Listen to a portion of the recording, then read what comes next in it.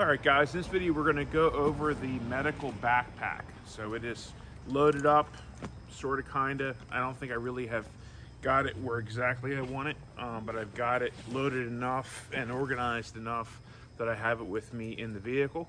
So I'm going to break it open and show you what I've done so far, coming right at you.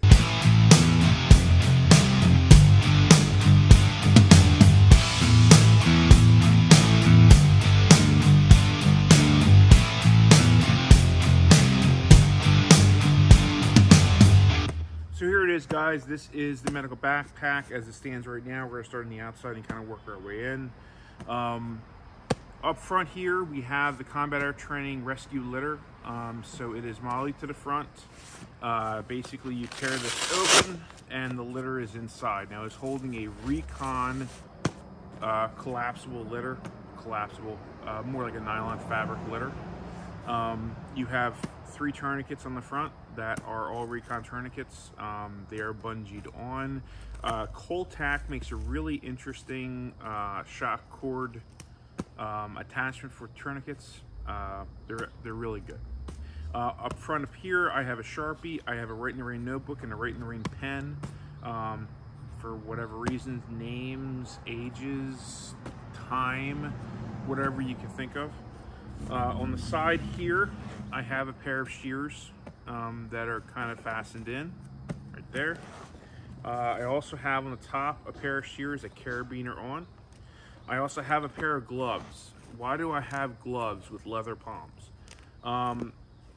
I think, in my opinion, the most use that this will see is if I roll up on some kind of an accident. I think that's the most likely use for this bag. If there's been an accident, you're going to have hot metal, you're going to have glass, you're going to have twisted metal, things you can cut your hands on, you burn your hands on. So that's why I have leather gloves. There's different leather gloves that you could use, but I have mechanics gloves everywhere, so I use these. I have a headlamp. God forbid I have to really work on somebody and it's dark.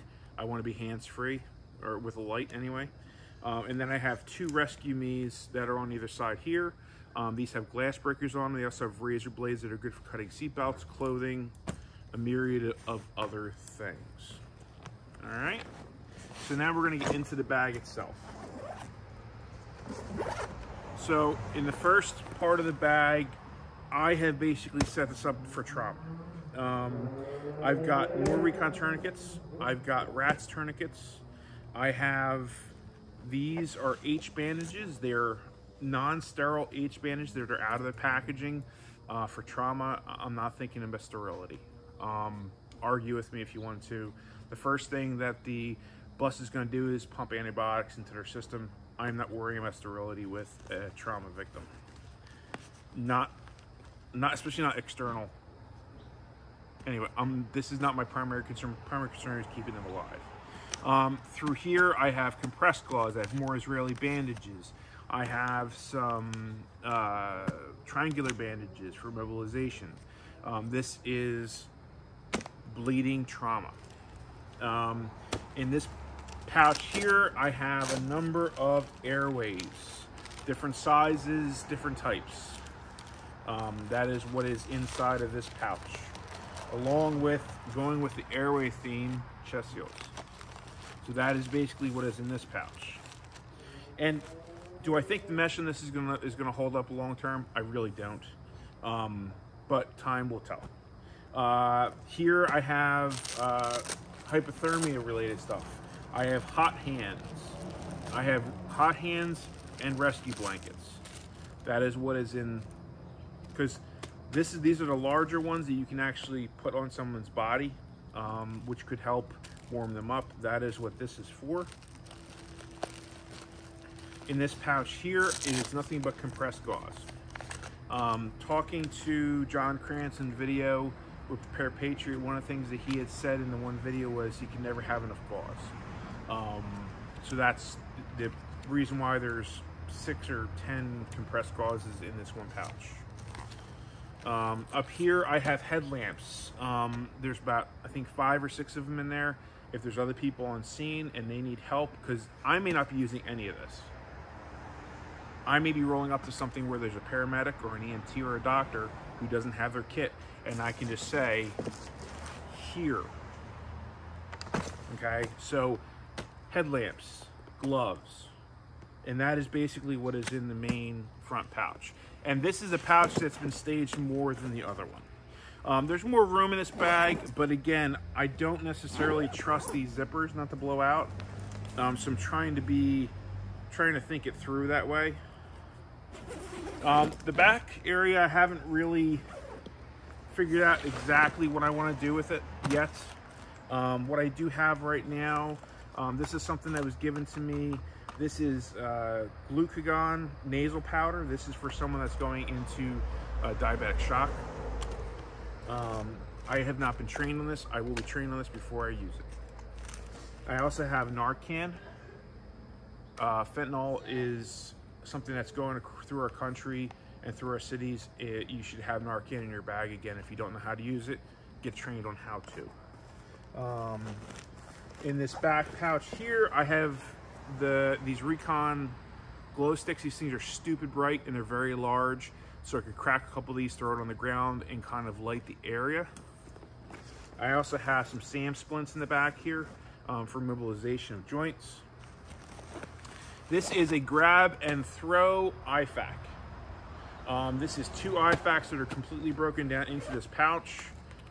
And basically the idea is if someone needs this, if I'm working on someone and someone else needs, you know, something to save their life, I can basically throw them a complete kit, and it comes with the headlamp. So that is all in one pouch. Here I just have random gauze, some first aid things, boo-boo stuff, nothing critical or anything like that. That is what is in here.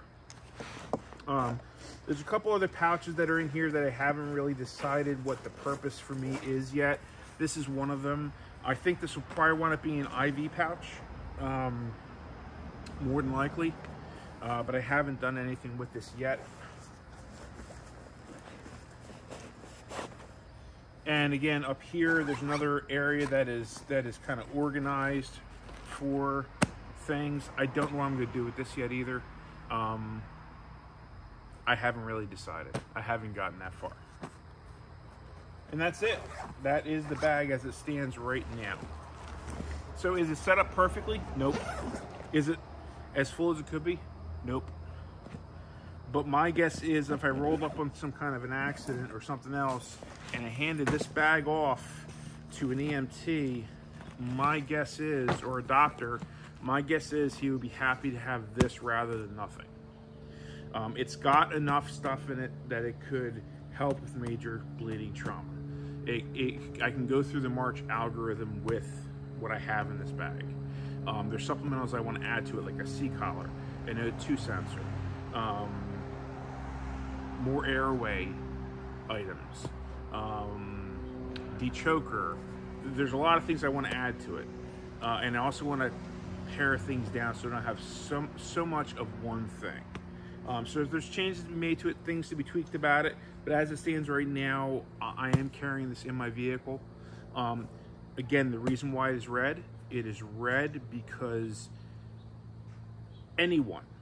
I could tell anyone, go get the medical bag. And if they see this bag, they're gonna recognize it for what it is.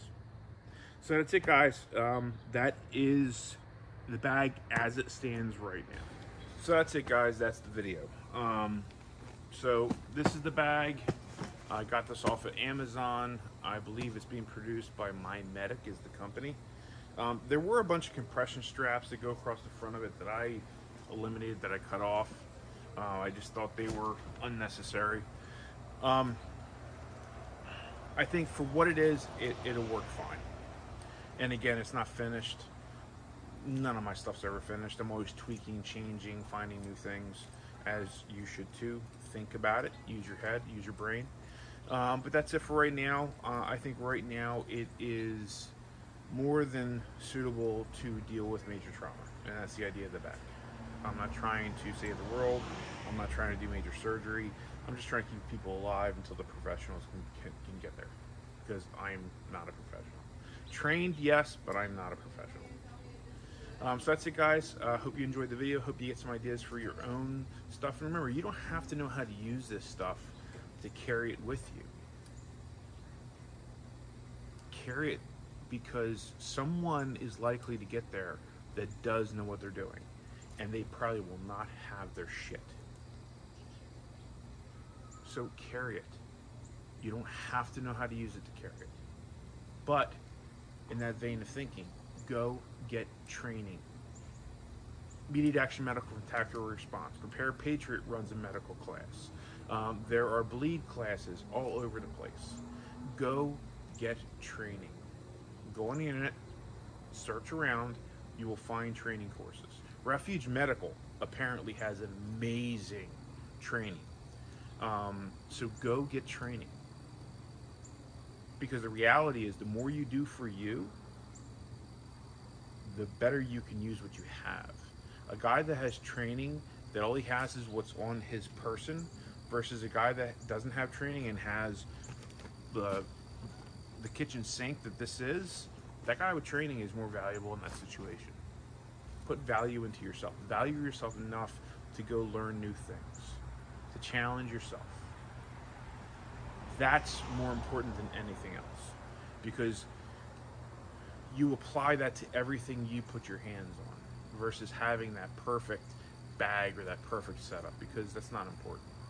For me, it's important to organize things because I'm a slob and I'm chaos. If I don't have it organized, it'll just be a bag. When I open it, stuff just dumps out everywhere. So I have to organize my stuff. And a bag that helps me do that helps me do a better job. But it's unnecessary. Go get training, carry some medical.